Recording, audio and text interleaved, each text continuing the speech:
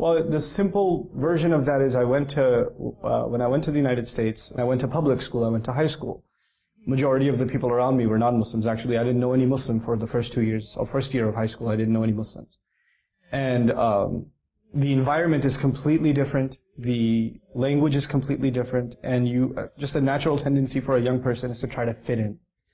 And of course, the thing that makes me different from everybody else is Islam.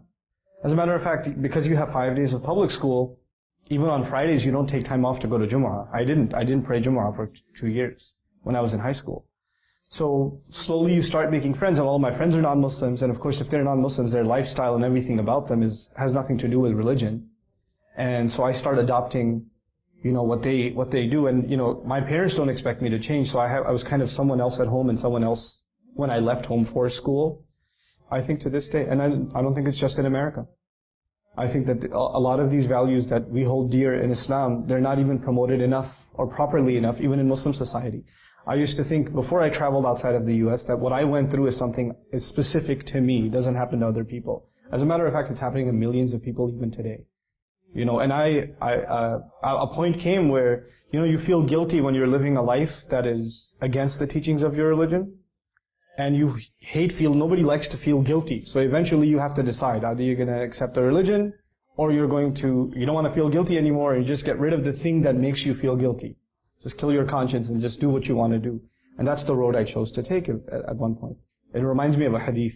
الْمَرْءُ عَلَى دِينِ خَلِيلِهِ فَلْيَنْظُرْ أَحَدُكُمْ مَنْ يُخَالِلُ. I was completely away from Islam, even early on in college. And I happened to meet, قَدَّرَ اللَّهُ مَا شَاءَ فَعَلَ. I just happened to meet this young person who was putting up a flyer for the Muslim Student Association.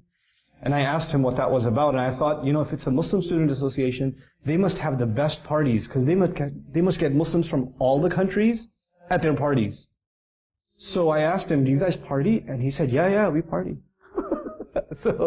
But when I went, it was just these two guys, and they're discussing something about the Quran or something. I thought, this is not a place for me. But these guys were really nice to me. And they started spending time with me, they were giving me rides home, and slowly but surely, I still wasn't praying or anything. But one day, one of those friends, he just pulled over to pray. And I just felt bad, and I prayed just because he was there. And I just got a taste of it, and before I knew it, I was praying 5 times a day again and relearning how to pray. I didn't even remember how many rak'ah there were in Maghrib, and what do you recite, when you sit in qu'ud. I had to go through all of that over again. But I did, alhamdulillah, and I attribute it entirely, Allah made my friends a way to do that. One of the most important messages I think that benefited me, that I hope other Muslims can benefit from, is, number one, there's nobody who's hopeless. Because, if you saw me in college, and you were religious, and you just came out of salat, and you saw me walk by in high school, you would look at me and say, Astaghfirullah al-Azim, look at these people.